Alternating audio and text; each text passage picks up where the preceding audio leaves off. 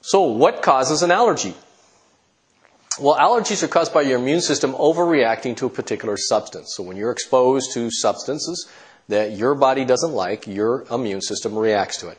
Not everybody is allergic to the same thing. As there are people, there are different allergies, basically.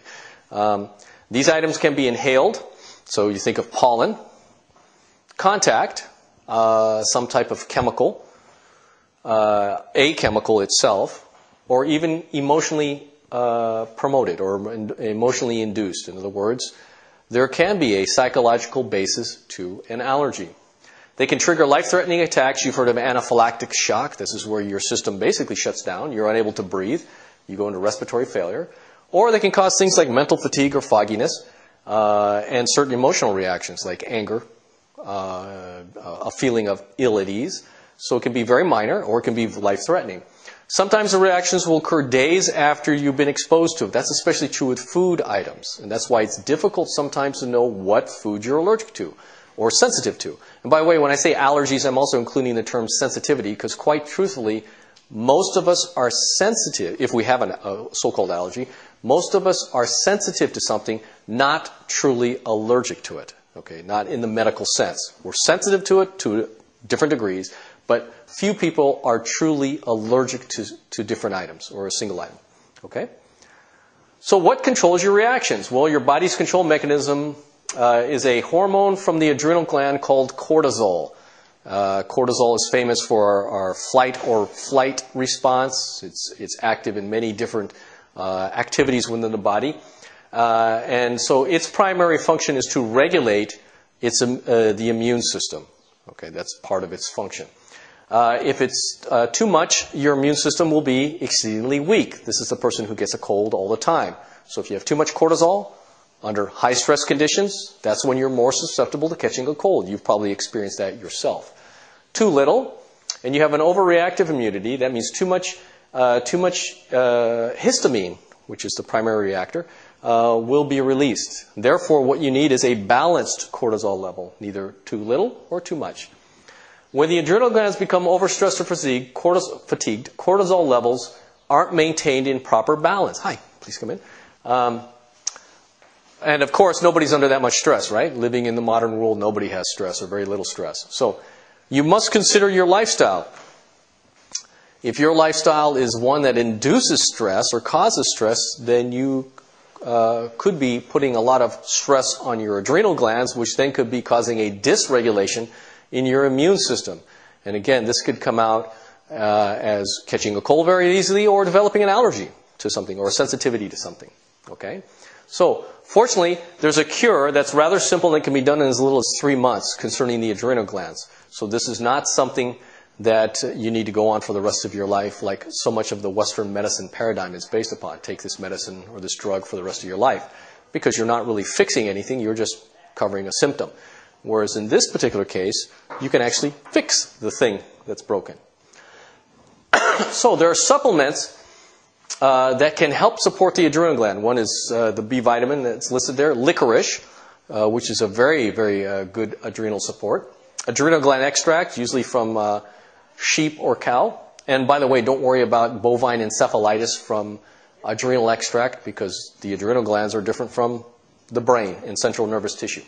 Siberian ginseng, which is not a ginseng, but an adaptogen. Panax ginseng, or Korean or Chinese red ginseng. By the way, women should not be taking this type of ginseng unless there's a really good reason for it.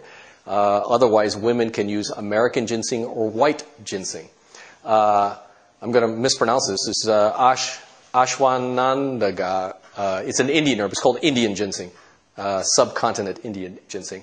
Rhodiola, and there are many others. Taking tyrosine, vitamin C in good enough dosages can also help.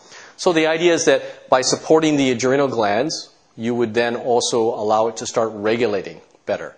One of the best things for the adrenal glands, however, is relaxation. Because if stress causes them to dysregulate, relaxation would cause them then to re-regulate. Okay, so that's a look at the adrenal glands. Here, rest. It talks about rest and relaxation especially as it involves sleep. Your best sleep is actually if you can get at least 2 hours before midnight. They found a study that says if you go to sleep at least 2 hours before midnight, and let's say you wake up at 4 o'clock in the morning, you actually have quite enough sleep, and that you can operate that well. Another thing that you can do is avoid a high carbohydrate diet. Many people are consuming carbohydrates. Like for breakfast, many patients tell me, "Oh, I had a bowl of fruit and some fruit juice, and I feel great." I say, "Well, I'm sorry, but you're destroying your adrenal glands by doing that, because it's creating a stress upon the adrenal glands." Carbohydrates, high carbohydrates, those that are listed as high glycemic index factors. Have you heard of the glycemic index, by the way? It's a measure of how fast something makes blood sugar rise. Okay, so different foods make blood sugar rise very quickly. For example, glucose is a 100. Taking pure sugar makes your glucose rise, or your blood sugar rise to 100 level. But something like a peanut is much slower because it's higher in protein and fats. Okay, so you need to avoid high carbohydrate diets in general, and but especially having something like that only for breakfast, and also eating fruit prior to going to bed. There's a misconception that because fruit is easy to digest, it's the best thing to eat prior to going to bed if you get hungry. Now, everyone knows you shouldn't eat just before going to bed, but they say if you're really hungry, have a little bit of fruit just to tide you over until the next morning, and then you go back to your normal diet. And that's not true. Fruit, though in small quantities is good for you, is a sugar. And sugar, no matter what its source, is sugar. Okay? Sugar is sugar is sugar. By the end of the day, it's still sugar. It doesn't miraculously change to protein or something. The best thing to eat if you're hungry just prior to going to bed, and you absolutely have to eat, you just can't wait until morning, is to have something that is high in protein, whether it's nuts, seeds, a piece of beef, or whatever, if you're eating meat, those kinds of things. That is going to be much better for your body than eating fruit. Okay, again, avoiding sugar is the ultimate goal here, especially if you're under a lot of stress and have allergies. Avoid stimulants. Stimulants put a stress on the adrenal glands. You should try to avoid those. Now, what is a stimulant? What is probably the most abused stimulant in the world? Coffee. Right. All right.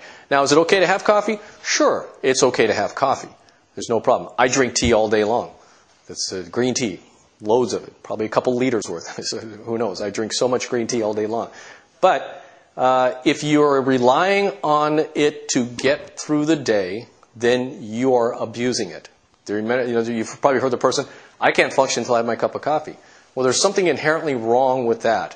Now, if you say, "I'm just having a cup of coffee because I like a cup of joe," no problem. You like the taste. Just like people will tell me, "Can I have a beer?" I said, "Well, do you need to have a beer, or is it because you like to have just a beer?" And they'll say, "Well, I need to have a beer." I said, "Well, then you have a problem. I like to have a beer with my meal, or wine. Then drink it. It's not gonna kill you. It's okay." And of course, you should try to avoid known allergens until they're dealt with as much as possible. Now, with airborne allergens, that's kind of impossible, isn't it? Move out of the area or stop breathing until you get it treated, right? Or you can do things like energetic techniques, which I will discuss in the next slide, that can help you reduce or eliminate known allergens or sensitivities. Okay. So, like a computer that's locked in a particular mode, what we have to do is reboot it or reset the computer so that it stops associating a negative emotion or negative reaction or negative event with that particular item. Okay. So, and again, it could be anything, not just food, but an inhaled content. If you think of it this way, what are you being exposed to when that event happened?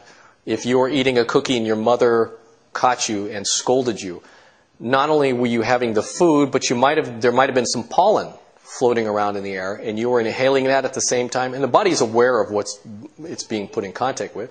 And so you could have a reaction to a lot of different things, and it starts developing a cascade from there. So again, the treatment is to reset this computer or brain and tell it, stop reacting. Give it a slap on the opposite side of the head, right? Your mother hit you on this side, you hit yourself on that side, and it's okay. Okay, so how do we do this? With the simple techniques of applied kinesiology or O-ring testing. Now, if you're not familiar with kinesiology, I would like to demonstrate kinesiology for you very easily. It's been around since Goodhart days, which is 1960.